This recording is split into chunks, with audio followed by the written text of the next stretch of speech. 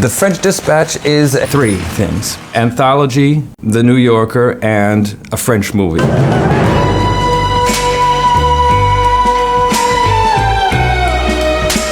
The French Dispatch is a movie that's made up of a collection of different stories that appear in an edition of the French Dispatch, which is this American Outpost International magazine. Shrink the masthead, cut some ads, and tell the foreman to buy more paper. I'm not killing anybody.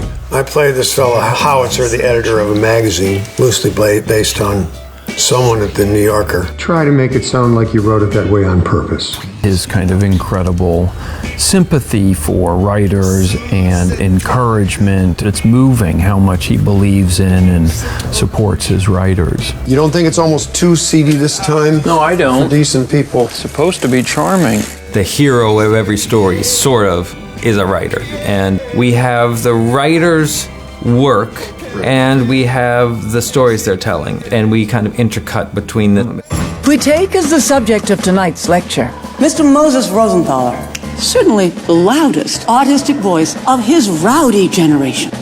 The concrete masterpiece is J.K.L. Barrington, which is the character that I play. Account of a great master called Moses Rosenthaler.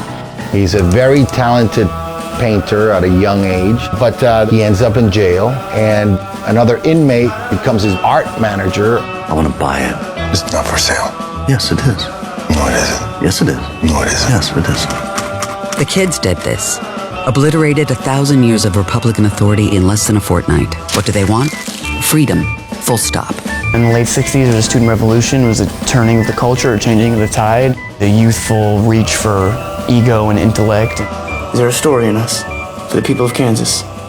Maybe. Frances McDormand has this character that's inspired by Mavis Gallant. She had so many great short stories that were published in the New Yorker over the years, and this whole story is really intended as a bit of an homage to her. Lieutenant Nescaffier. He is the great exemplar of the mode of cuisine known as police cooking. May I interrupt with a question? Please, just permit me to dog-ear the page, mentally. Beg your pardon.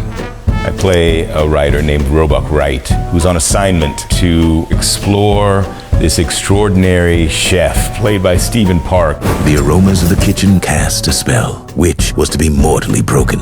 Other events descend upon the table, and his story veers away along with those events. As you know by now, we have kidnapped your son. Hello, shut up. the night erupts into a kidnapping, a chase, and a criminal story.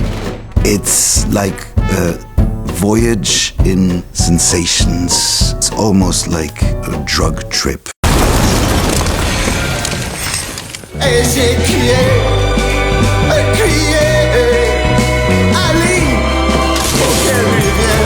One hour to press. You're fired. Really? Don't cry in my office.